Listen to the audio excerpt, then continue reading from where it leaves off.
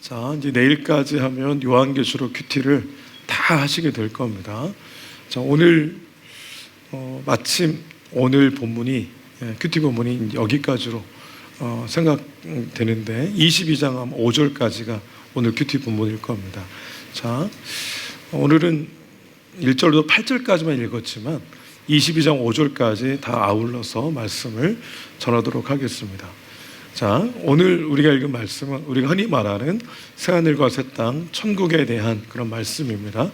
19장까지 일곱인, 또 일곱 나팔, 일곱 대접, 이 저주가 다 끝났어요. 그래서 왜 신보좌 앞에서의 심판, 백보자 심판 이렇게 부르는데 그 앞에서 심판 받는 것도 다 이제 사도 요한이 보고 또 확인을 했습니다.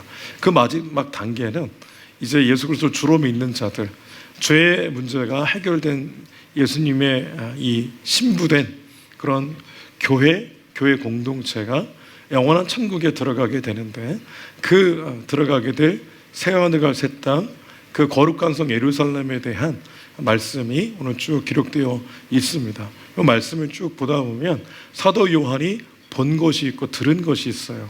본 것은 새하늘과 새 땅, 본 것은 거룩한 성 예루살렘, 새 예루살렘을 보았고, 그리고 새 예루살렘이 어떻게 생겼는지를 보았습니다.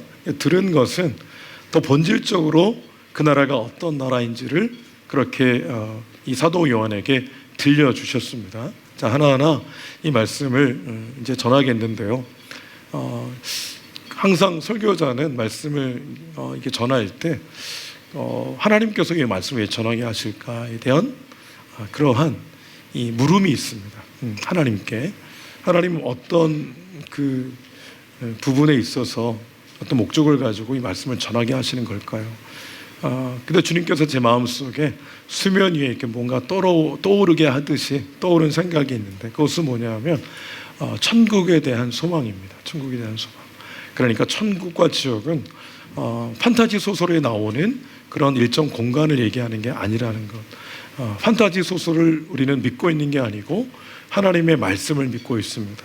자기 확신을 갖고 그것을 믿음으로 착각하는 분이 있고, 그리고 하나님과 하나님의 말씀을 믿음과 또 믿음의 내용으로 알고 그렇게 정말 자기 확신이 아니라 믿음을 가지고 하는 분이 있는 거죠.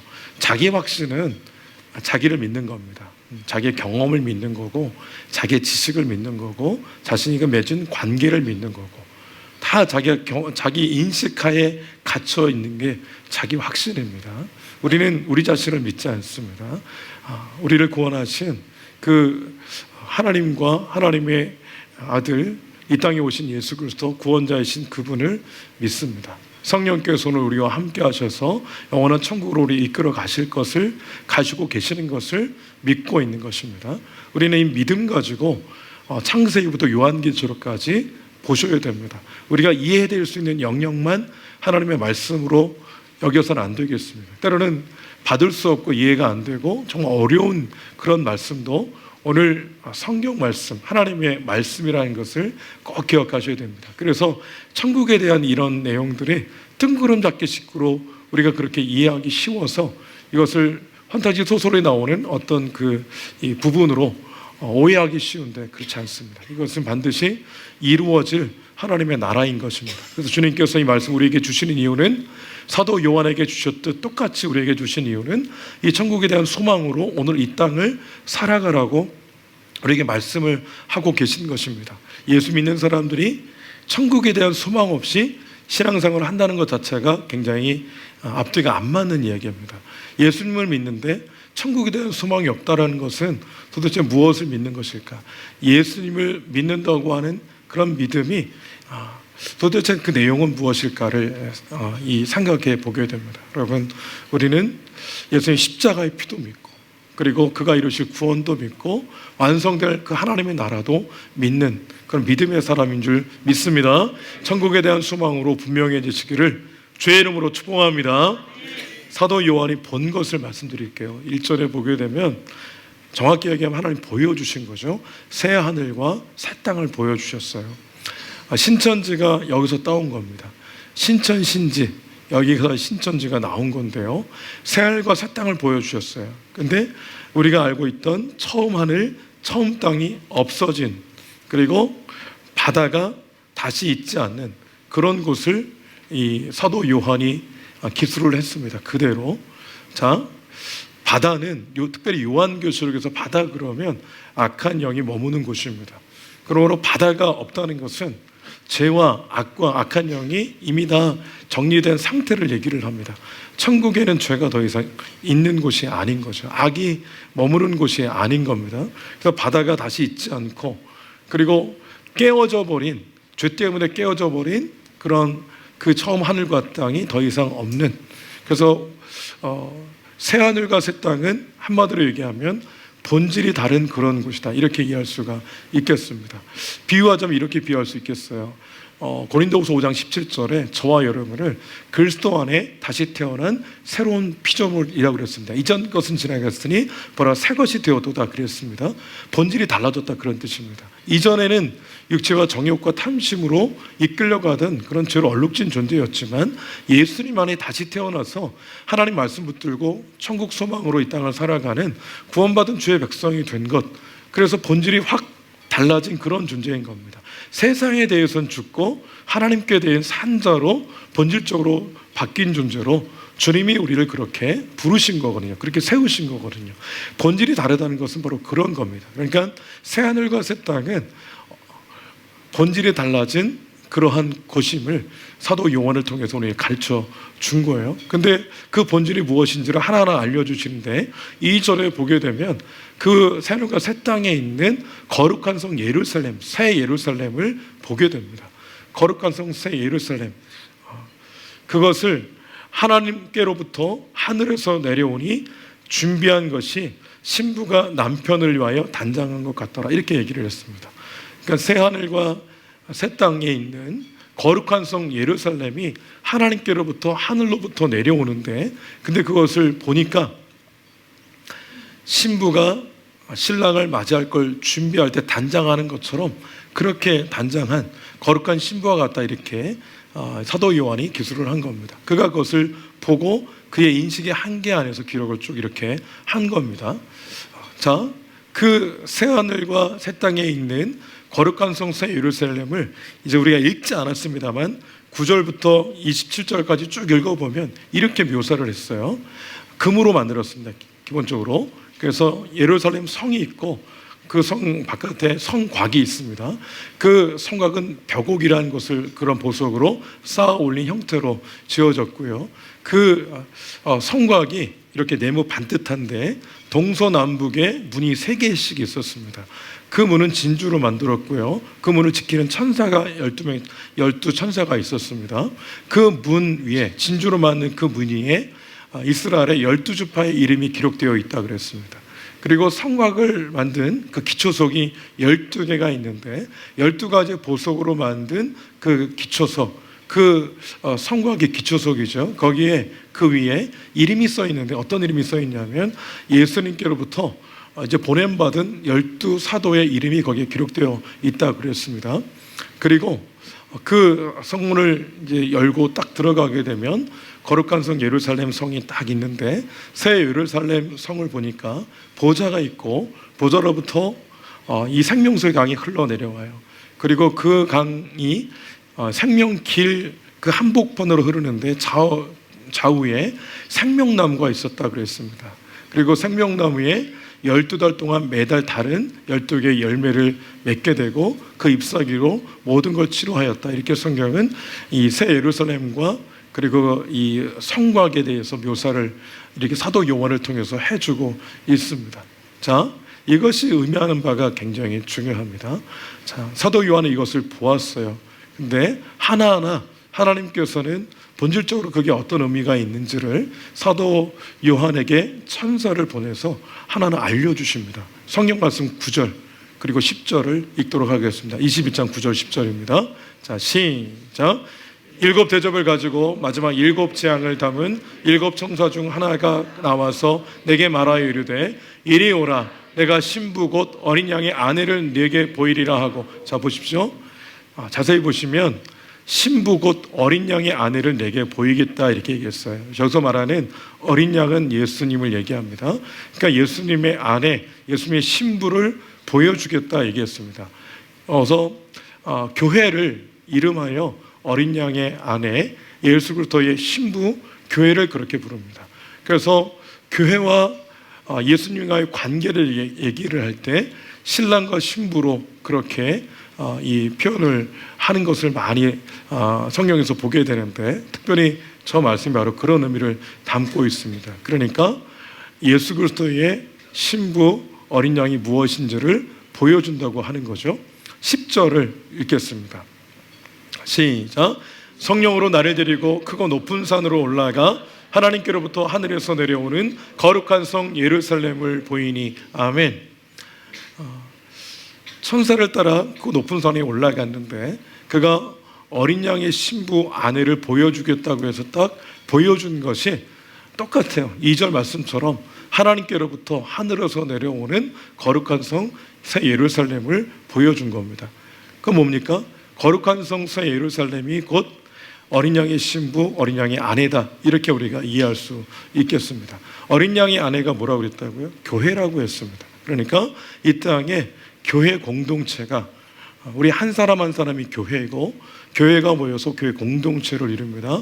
그 완성된 주님의 교회가 어린 양의 신부이고 그것이 거룩한 성 예루살렘이라고 분명하게 주님께서는 사도 요한에게 보여주시면서 지금 알려주고 있습니다. 그렇다면 새 예루살렘 성의 그 규격과 그리고 쓰여진 이름을 통해서 그것이 왜 교회를 의미하는지를 우리가 해석하는 것이 참 중요한데요. 이렇습니다.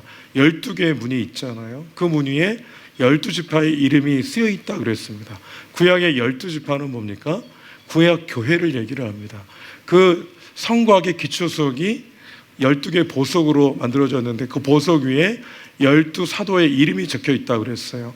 예수님께로부터 보냄받은 12사도가 뭐 했냐면 교회를 개척했습니다. 거기서 이 기초석 위에 쓰여있는 12사도의 이름은 그들을 통해 세워질 신약교회를 얘기합니다. 그러니까 구약교회와 신약교회, 완성된 주의 교회를 거기서 구체적으로 보여주고 있는 겁니다. 그 예루살렘 성, 새 예루살렘 성의 규격이 너비, 길이, 높이가 똑같다 그랬어요. 성경 속에서 너비와 길이와 높이가 똑같은 공간이 또 있습니다. 성막 안에 있는 지성소가 그렇습니다. 그러니까 여기 새 예루살렘 성의 그 한복판에 지성소와 같은 그런 개념으로 지금 이해를 하고 있는 것인데, 지성소는 뭐 하는 공간입니까? 지성소는 1년에 한 번씩 대제사장이 7번째 달 10일 날 들어갑니다. 어린 양이 피를 가지고 들어가요. 그리고 언약궤 상판 위에 이 두 그룹 그 사이를 시은자라고 부르는데 은혜를 베푸는 장소, 이런 뜻입니다. 거기에 대제사장이 피를 뿌려요. 주님께서 그 피를 보고 백성들의 모든 죄를 용서해 주시고 은혜 베푸는 장소가 시은소, 시은좌입니다. 자, 그렇다면 지성소의 핵심은 어딨냐면 하나님께서 피를 보고 용서해 주신 것에 핵심이 있어요. 근데 새 예루살렘 성이 지성소와 같아요. 너비와 길이와 높이가 똑같은 규격, 지성소와 같은 새 예루살렘 성, 거기서 우리가 지성소에서 주님을 만난 것처럼 새 예루살렘 성, 교회라고, 완성된 교회라고 일컬어지는 그곳에서 거룩한 신랑 되신 그 주님을, 예수님을 거룩한 신부인 우리가 만나는 곳, 그게 바로 이 새 예루살렘이 성이 의미하는 바인 겁니다. 자세히 또 보시면 거기 진주가 있다고 그랬잖아요. 12문을 진주로 만든다고 그랬어요. 여러 개의 진주를 모아가지고 만든 것이 아니라 각 문마다 한 개의 진주로 만들었다고 그랬어요. 근데 그 진주하면 뭘 떠올려야 되냐면 마태복음 13장을 떠올려야 됩니다. 마태복음 13장 45절 46절에 보면 이 말씀이 있어요. 읽어볼까요? 시작.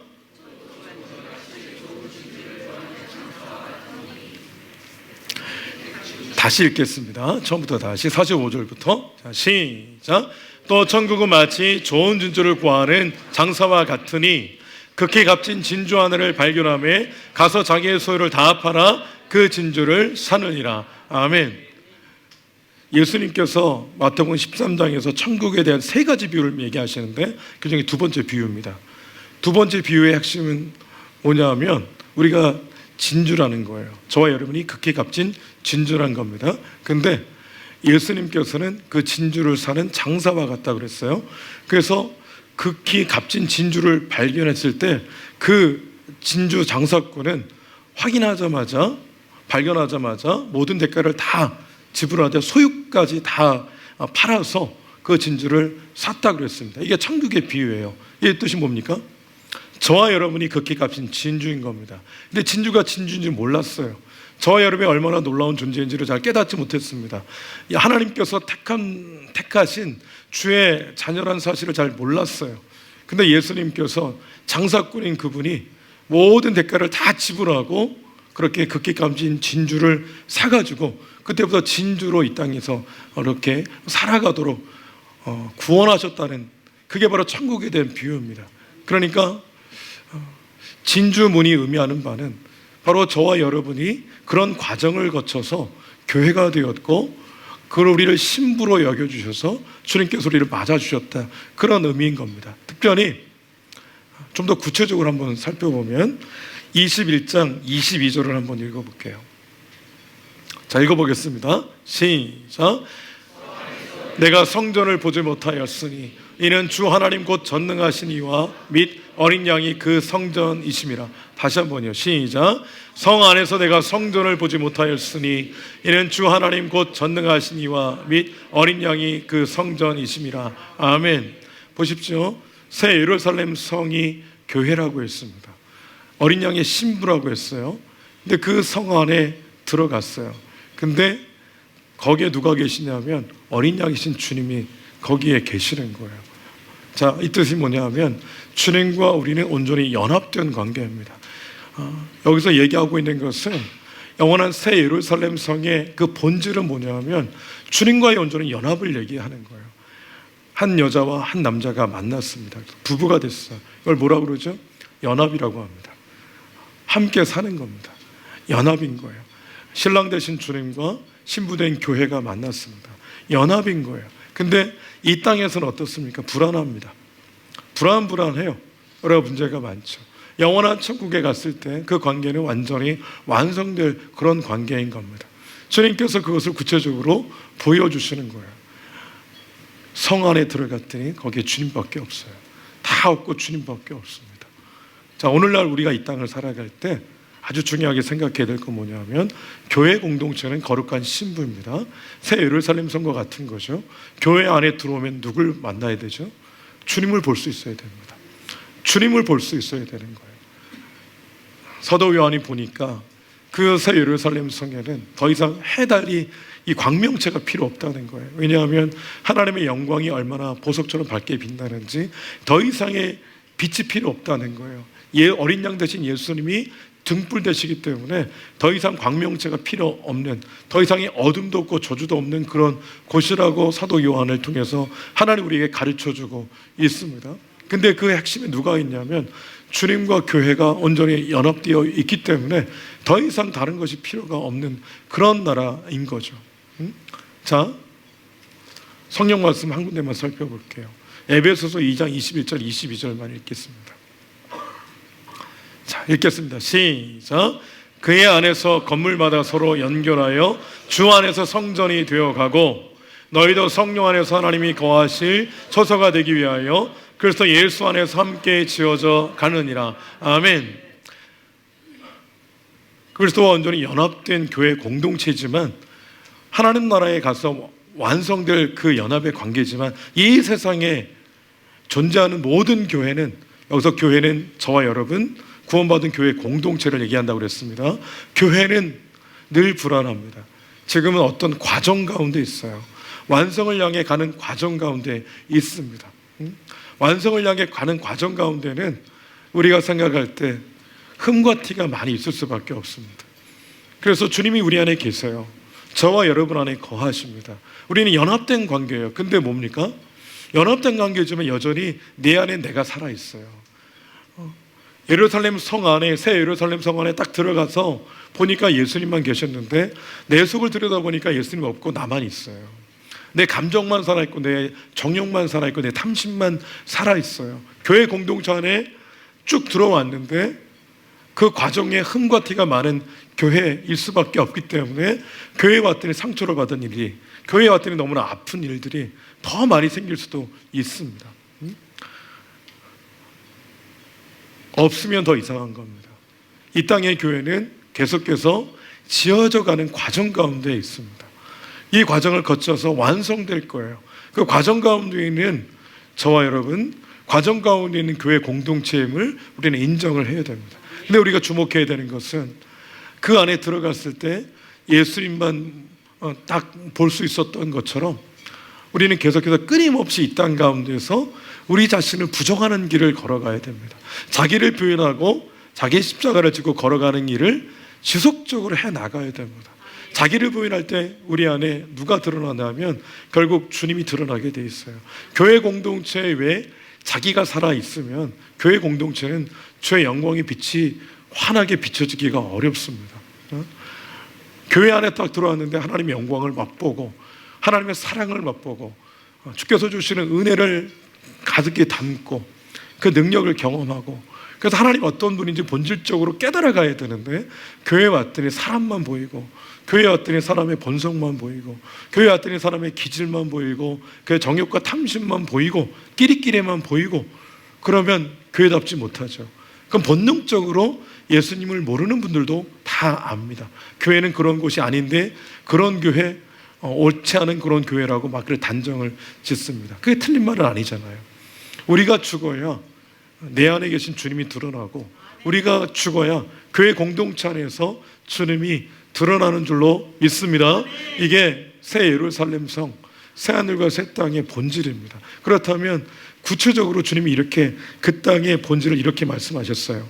자, 21장 4절 말씀을 읽겠습니다. 21장 4절. 자, 시작.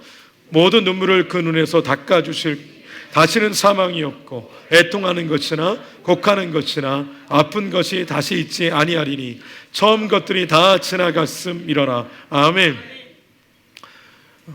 우리가 하나님 백성이 되고 하나님이 하나님 되셔서 우리와 함께 계셔서 함께 계시는 그 주님이 그 신천 신재에서 우리와 연합된 관계 속에서 하시는 일이라는 것은 모든 눈물을 다 닦아주실 거라는 거예요.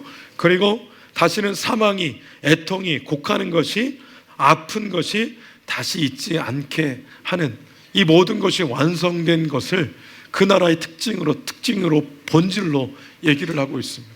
자, 그렇다면 우리가 생각해 봐야 됩니다. 우리가 갈 나라가 그 나라입니다. 그러면 이 땅에서는요, 이 세상에서는 그것을 경험하지 못하고 그냥 그렇게 천국만 소망하며 이 땅을 믿음으로 살아가야 됩니까? 그렇지 않습니다. 예수님이 하나님 나라가 어디 있느냐? 여기 있다 저기 있다 말하지 말아라. 이미 너희 안에 임하여 있다 그랬어요. 하나님 나라는 이미 임한 겁니다. 근데 완성되어 가는 그런 과정 가운데 있어요. 그래서 주님이 뭐라고 그랬어요? 처음 것들이 다 지나갔음이니라. 그 나라에 가면 다 지나갈 거예요. 근데 지금은 뭡니까? 지금은 지나가는 과정 가운데 있는 거죠. 하나하나 계속해서 지나가고 있는 과정 가운데 있어요. 그래서 우리는 그 나라를 소망하면서 오늘 이 땅을 살아가면서 주님께서 오늘도 역시 천국이 완성될 거지만 이 세상에서 주님과의 연합된 그 관계 속에서, 연합된 사귐 속에서 이 천국을 맛보게 하시고 누리게 하셨다는 것이 핵심입니다. 여러분, 경험하지 못했는데 어떻게 그 나라를 소망할 수 있겠어요? 천국을 경험하지 못한 사람이 천국을 어떻게 소망할 수 있겠어요? 그거는 말이 안 됩니다. 만약 이 땅에 전혀 천국을 경험할 수 없는데 영원한 주님과의 연합의 그 기쁨 가운데 살아가지 못하는데 천국을 소망할 수 있다? 그것은 어찌 보면 거짓말일 수 있어요. 주님은 이 땅 가운데 이미 온전한 연합을 이루셨어요. 근데 여전히 우리는 육신에 갇혀 있기 때문에 계속해서 죄에 매여 종노릇하는 옛 습관을 벗어던지지 못하고 여전히 그 아래 신음하며 이 땅을 살아갑니다. 그래서 뭐가 있습니까? 그래서 고통이 있는 거예요. 그래서 슬픔이 있어요. 애통이 있습니다. 그 근원에 뭐가 있습니까? 죄가 있어요. 죄가 있기 때문에 그 죄로 인해 파생된 이 땅에 고통이 있단 말입니다. 근데 죄는 주님께서 이미 다 십자가에서 깨끗하게 해결하신 거예요. 왜 디시전 데이라고 있잖아요. 디데이라고 있잖아요. 예수님이 십자가에 죽으실 때 모든 게 결정난 거예요. 근데 완벽한 승리는, 빅토리 데이는 그날인 겁니다. 주님이 다시 오실 때 완벽한 승리가 이루어지는 거예요. 지금은 그 디데이와 빅토리 데이 사이에 있습니다. 주님이 이미 승리하셨기 때문에 완벽한 승리를 이룰 그날을 우리는 기대하면서 주님의 승리가 나의 승리가 되기를 소망하면서 연합된 관계 속에서 이 땅을 살아가는 거예요. 여전히 고통이 있고 슬픔이 있습니다. 눈물 날 일이 많이 있어요. 근데 이게 모두 다 지나가는 과정 가운데 있어요. 우리가 할 일은 뭐냐면 주님이 반드시 이 땅 가운데서 천국을 소유한 자로 완성될 그 나라를 향해서 천국 백성으로 살아가라고 말씀하셨고 이미 임하여 있다고 하니까 천국을 누리기 위하여 우리는 그 길을 걸어가는데, 노력으로 율법적으로 천국을 누릴 수 있느냐? 저는 그럴 수 없다고 생각합니다. 어떻게 우리의 눈물을 닦아주시고 고통 가운데서도 함께 하신 주님의 의지에서 용기를 내 앞으로 갈 수 있을까? 그게 천국을 누리는 거라면 그것은 어떤 것일까? 5절과 6절에 보게 되면 주님이 만물을 새롭게 하셨다고 그랬어요. 그리고 알파와 오메가 되시고 처음과 나신 되신다고 말씀하셨어요. 이분이 다 이루었다고 그렇게 선언하고 계세요. 자, 알파와 오메가가 무슨 뜻입니까? 알파는 헬라어 알파벳의 첫 글자잖아요. 오메가는 마지막 글자고 처음과 나중 이런 의미잖아요. 근데 시작하신 분이 단지 끝을 내겠다, 단지 끝나는 게 아니라 완성하겠다, 이런 의미가 담겨 있는 겁니다. 그 주권자이신 주님이, 통치하신 주님이 반드시 완성하겠다, 이런 의미를 담고 있는 겁니다. 그래서 오늘 우리가 이 땅을 살아가는 날 동안에 주님과 영원한 관계와 연합된 존재답게 주님과의 사귐 가운데 천국을 맛보며 이 땅을 살아가야 된다는 것이 핵심인데, 과연 그렇다면 어떻게 하면 그 길로 걸어갈 수 있을까? 두 가지를 제안할게요. 22장 3절을 1절 3절을 읽도록 하겠습니다. 1절 먼저 읽어볼게요. 22장 1절입니다. 시작. 또 그가 수정같이 맑은 생명수의 강을 내게 보이니 하나님과 및 어린 영의 보좌로부터 나와서, 아멘. 생명수의 강이 어디로부터 나옵니까? 보좌로부터 나와요. 보좌로부터. 그걸 마셔야 됩니다. 한마디로 얘기하냐면, 주님이 주시는 그런 생명수의 은혜가 없이는 우리는 살아갈 수 없는 존재라는 걸 인정하셔야 됩니다. 인정하셔야 돼요. 주님 없이는 나는 살아갈 수 없는 그런 존재입니다. 인정하셔야 돼요. 그래서 주의 은혜를 구하는 것, 이게 바로 저는 첫 번째 키라고 생각합니다. 주의 은혜를 구하셔야 돼요. 은혜를 구하셔야 돼요. 우리가 은혜 가운데 살고 있는데도 불구하고 살고 있지 못하다고 느낄 때가 있습니다. 자, 이런 비유를 들어볼게요. 오늘 저녁에 이제 집에 가셔서 아이들이 있잖아요. 아이들을 불러놓고 그렇게 얘기하는 겁니다. 8월 달부터는 집세를 받겠다. 네 방 한 칸 그거 한 달에 200원씩 내라. 그리고 밥값을 받겠다. 매 끼니마다 10원을 내라. 전기세를 받겠다. 나보다 네가 더 많이 쓰니까 너 한 달에 100원씩 내라. 수도세를 받겠다. 다 이렇게 세금 받을 수 있잖아요. 아이들 불러놓고 아이에게 그 얘기를 해보십시오. 저도 그렇게 얘기했거든요. 그랬더니 들은 척도 안 하더라고요. 그게 정상이죠. 그게 정상입니다. 저와 여러분이 주의 은혜로 살지만 들은 척도 안 할 때가 있어요. 오히려 내는 게 억울해. 전기세를 내라고 하면 울며 겨자 끄시고 내지만 너무 억울한 거예요. 내가 아들이고 내가 딸인데 이걸 왜 내가 내야 되나. 이게 바로 이 신앙의 본질입니다. 우리는 은혜 가운데 그냥 살아요. 아무런 일도 한 게 없어요. 우리의 아들, 딸들이 가정, 경제를 위해서 한 게 아무것도 없어요. 근데 누려요. 그것처럼 은혜라는 것은 그런 속성이 있습니다. 우리 하나님과의 관계 속에서, 영원한 주님과의 사귐 속에서 이 은혜를 지금도 누리고 있는 거예요. 자녀들이 또 커서 이제 직장을 잡고 일을 하다 보면 그때 부모의 은혜를 좀 더 깊이 깨닫죠. 결혼하면 더 깊이 깨닫고, 아이를 낳으면 더 깊이 깨닫고, 들어가는 돈이 많으면 많을수록 더 깊이 깨닫게 되는 거죠. 깨닫게 되는 게 뭘 깨닫는 겁니까? 아, 이 은혜구나. 모든 게 은혜였구나 깨닫는 거잖아요. 오늘 저와 여러분이 은혜 보좌 앞에 적극적으로 나가십시오. 주의 은혜 없이는 살 수 없어요. 정말 실제로 아이들에게 정말 독한 마음 갖고 다 받아보십시오. 다 끊어보십시오. 그러면 아이들은 절망에 신음할 겁니다. 주님이 다 끊어버리십시오. 여러분들 신음할걸요? 울며 불며 주 앞에 매달 수밖에 없습니다. 여러분, 늘 우리의 일상은 하나님의 일하심의 결과예요. 우리가 살아가고 있는 이 일상이라는 것은 하나님이 은혜 내려주심의 결과라고요. 그렇기 때문에 우리는 늘상 보좌로부터의 그 은혜를, 영육의 은혜를 사모하며 이 땅을 살아갈 때 천국을 맛보고 천국을 누리며 천국을 소망하는 백성으로 설 수 있는 줄 믿습니다. 두 번째로 말씀드리고 싶은 건 3절이에요.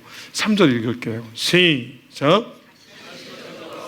하나님과 그 어린 양의 보좌가 그 가운데에 있으리니 그의 종들이 그를 섬기며. 아멘.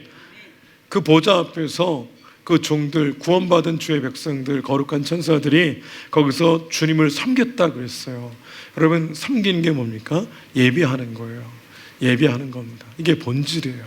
이게 새하늘과 새 땅, 신천 신지, 거룩한 성 예루살렘, 하나님과 연합된 관계 속에서의 본질입니다. 주님을 예배하는 것, 이게 본질이에요. 오늘 우리가 예배할 때 에너지가 빠져나가는 것 같아요. 우리가 시간을 드리는 것 같아요. 근데 예배를 통해서 하나님 준비하신 은혜가 우리 안에 쏟아져 보십시오. 그러면 예배가 복이라는 것을 깨닫게 됩니다. 예배 없이는 살 수 없는 거예요. 이게 우리의 사명이기도 하고 우리의 본질이기도 합니다. 여러분, 예배하는 것을 포기하지 마시길 바랍니다. 어떤 일이 있어도 예배하는 걸 포기하지 마십시오. 다 조건이 맞춰지면 그때서야 예배한다고 그렇게 생각하는 순간부터 예배할 수 없게 됩니다. 예배 먼저 드리시고요. 최우선순위를 거기에 두시고 예배를 통해 은혜를 사모하시고 은혜를 누리시고, 그럴 때 예배를 드리다가 내가 고민했던 문제가 해결되는 겁니다. 응어리졌던 마음들이 깨끗하게 해결되는 거예요. 그렇게 너 분노에 치밀었는데, 분노가 탱천했는데, 근데 예배를 드리다가 주의 십자가의 은혜가 너무 깊게 깨달아지니까 내가 뭐라고 이렇게 화가 나 있나. 은혜를 경험하면 은혜를 베풀게 돼 있어요. 은혜를 경험하면 은혜를 나누게 돼 있고 통로가 돼 있는 겁니다. 여러분, 꼭 기억하셔야 돼요. 천국 백성으로 살아가는 것은 멀리 있지 않아요. 오늘 우리가 먼저 예배자가 되어야 됩니다. 예배에 대해서 평가하고 판단하는 분들 많습니다. 근데 실제로 그분에게 드리고 싶은 말씀은 예배자가 되라는 겁니다. 예배자가 되어야 됩니다. 예배자가 되지 않고 예배에 대해서 이러쿵저러쿵 찬양이 어떻고 말씀이 어떻고, 이것은 옳지 않습니다. 우리가 먼저 성공적인 예배자가 되어야 됩니다. 예배가 있으면 내가 거기에 있어야지. 예배를 선택하지 마시길 바랍니다. 예배에 대한 선택권을 주님께서 우리에게 주시지 않았어요. 예배가 있으니까 내가 있는 거예요. 그곳에 예배가 열리니까 내가 거기 가 있는 겁니다. 예배에 우선순위를 두시고 그 예배를 통해서 보좌로부터 흘러내리는 그 은혜의 강, 이 생명수를 마시십시오. 거기서 줄인 영혼을, 이 배고픈 영혼을 만족할 정도로 영적인 꼴을 먹으십시오. 그럴 때 저 여러분 살아나게 되어 있습니다. 예수 믿는 사람들이 예배는 드리는데 은혜를 받지 못하고, 은혜가 없으니까 예배를 사모하지 못하게 되고, 예배를 사모하지 못하니까 한 번 두 번 빠지게 되고, 한 번 두 번 빠지니까 그게 한 달이 1년이 되고 10년이 되는 거 아닙니까? 중요한 건요, 예배하는 자가 더 큰 은혜를 사모하게 돼 있어요. 더 복을 누리는 겁니다. 여러분, 결론지어 말씀드리겠습니다. 노아가 아직 보이지 않는 일에 경고하심을 받아 하나님을 경외함으로 방주를 준비했다고 그랬습니다. 그와 그 집을 구원했다고 그랬어요. 여러분, 천국 아직 보이지 않습니다. 그러나 우리는 경험할 수 있고 누릴 수가 있어요. 반드시 주님 다시 오시고 천국 우리에게 하나님 허락하실 것입니다. 그 천국의 핵심은 주님과 우리의 온전한 연합, 그 사귐이라는 것. 오늘날도 역시 예배함을 통해 주님의 은혜를 사모함으로, 은혜를 받아 누림으로 영원한 사귐 가운데서 이 풍성한 은혜를 누릴 수 있는 줄로 믿습니다. 여러분, 그러므로 고통이 있을 때, 슬픔이 있을 때, 애통할 일이 있을 때 누굴 먼저 찾으셔야 됩니까? 주님을 찾으십시오. 예배를 통해 하나님께서 그 은혜를 통해서 회복시키실 것을 기대하고 주 앞에 달려 나가심으로 날마다 천국을 누리는 주의 백성으로 세워지시기를 주의 이름으로 축복합니다. 아멘. 기도하겠습니다.